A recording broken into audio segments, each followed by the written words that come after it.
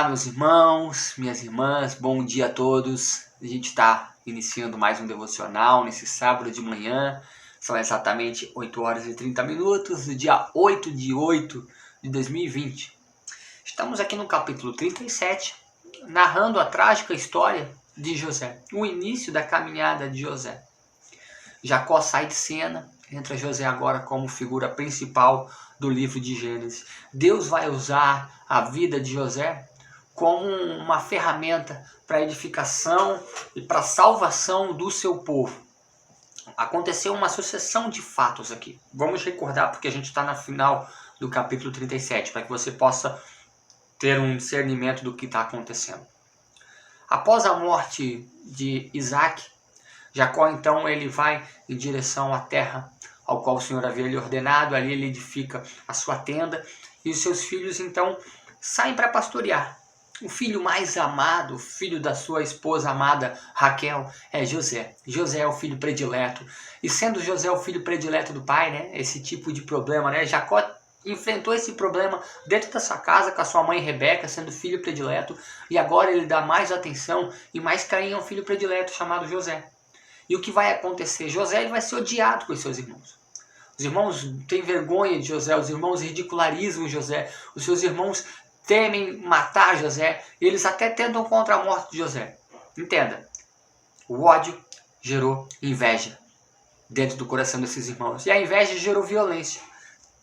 Tramaram para matar José, porém tiveram prudência, não assim fizeram, e aí Judá, um de seus irmãos, teve a ideia de vendê-lo como escravo. A gente vai narrar a parte final aqui. Ele já havia sido vendido como escravo aos midianitas, estava em direção ao Egito, e aí Rúben vai entrar novamente na história. O que vai acontecer com Rúben? Rúben vai começar a ficar perplexo com aquilo que está acontecendo. Versículo 29 é onde a gente vai dar continuidade na leitura. Vamos lá. Tendo Rúben voltado à cisterna, eis que José não estava nela. Então rasgou as suas vestes, e foi em direção aos seus irmãos e disse: não está lá o menino, aonde ele está? Olha só que loucura. Rúben ficou estagnado, indignado, agressivo. Como é que a criança não está lá? Rúben então ele começa a convergir seu coração para tentar consertar um grande problema que ele deixou lá, quando ele dormiu com Bila, concubina de seu pai. Versículo 31. Então tomaram a túnica de José, mataram um bode e a molharam no sangue. Enviaram a túnica de lagar, de mangas compridas, fizeram levar a seu pai e disseram: achamos isto, vê se não é a túnica do teu filho. Eita perversidade, né, meus irmãos? Venderam um irmão como escravo e agora vão dissimular, vão criar todo um teatro aqui para enganar o seu pai. Mas antes de a gente entrar a fato disso aqui, eu queria que a gente entendesse um pouco da história de Jacó. Porque Jacó fez a mesma coisa. Jacó enganou o seu pai com um animal. Sua mãe Rebeca orientou Jacó a matar um cabrito, fazer um cozido, levar para o seu pai Isaac comer e ali ser o seu pai enganado e abençoá-lo. Agora Jacó vai colher novamente aquilo que plantou. A lei da semeadura, ela é fiel, meu irmão. Plantou, colheu. Pode demorar um dia, um ano, uma semana, um mês, mas uma hora ela vai vir. Essa colheita vai voltar. E essa colheita está voltando agora para Jacó de uma forma totalmente amarga. Ele vai receber tristes notícias. Olha só o versículo 33. E ele respondeu: essa é a túnica do meu filho, um animal selvagem certamente teve se alimentado dele e o despedaçou. Então Jacó rasgou as suas vestes, cingiu-se em pano de saco e lamentou-se por muitos dias. Levaram-se a todos os seus filhos e todas as suas filhas para consolarem, porém ele recusou o consolo de todos eles. Chorando disse: descerei o meu filho até a sepultura. E de fato chorou ainda mais o seu pai. Versículo 36 que finaliza o capítulo.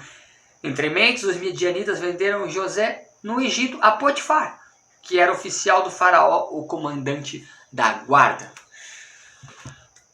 Situação traiçoeira, né? Acontecendo dentro da casa de Jacó.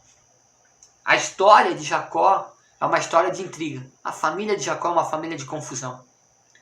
Esaú, seu irmão, o irmão de Jacó, e ele, Jacó, tiveram grandes tretas, grandes brigas. Jacó foi para a casa de Labão e teve grande confusão. Aonde Jacó vai, a confusão o persegue. Por quê? Porque Jacó ele tem ânimo doble, né? Podemos dizer assim, né? O coração do Jacó ele é um coração que quer fazer a vontade de Deus, mas se deixa influenciar pelas coisas do mundo. Ele tem desejo de fazer acontecer, ele quer seguir o coração, seguir a vontade do Senhor, mas as coisas exteriores impedem com que ele consiga assim realizar. E aí ele privilegia uma pessoa, aí ele exclui outra, aí ele abraça outros, aí ele faz alianças com pecadores, e aí ele vai se atrapalhando. Meus irmãos, a gente finalizou esse capítulo, nós vimos o que aconteceu previamente dentro da casa de Jacó. Vamos dar continuidade a partir de amanhã, se o Senhor nos permitir, à história de José. Antes, a gente vai ver a história de Judá e Tamar, pequeno trecho desse momento, e aí a gente vai entrar nessa narrativa de José na casa de Potifar. Vai ser incrível, os últimos capítulos aqui do Gênesis vão criar um pano de fundo para toda a história do povo hebreu, que vai se consagrar em Êxodo com Moisés, e assim subsequentemente, pós Deuteronômio com Josué, até os primeiros reis. E eu creio que o Senhor ele tem muito a nos ensinar com o Antigo Testamento. Ah, Roma, por que tu está lendo o Antigo Testamento? Por que tu não vai para o que interessa? Jesus Cristo, a cruz, a regeneração, a transformação.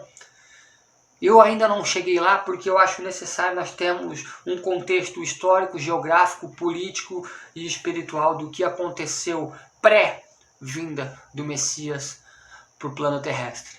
É necessário nós termos esse embasamento bíblico do Antigo Testamento para que a gente possa compreender todas as profecias sobre o Messias que foram findadas no Novo Testamento e de onde ele veio e o que aconteceu e o que antecedeu a sua vinda à Terra.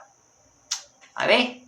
Desejo a você um ótimo sábado, que a graça do Senhor possa inundar o seu coração e que você possa crescer no Espírito, em estatura, conhecimento e graça.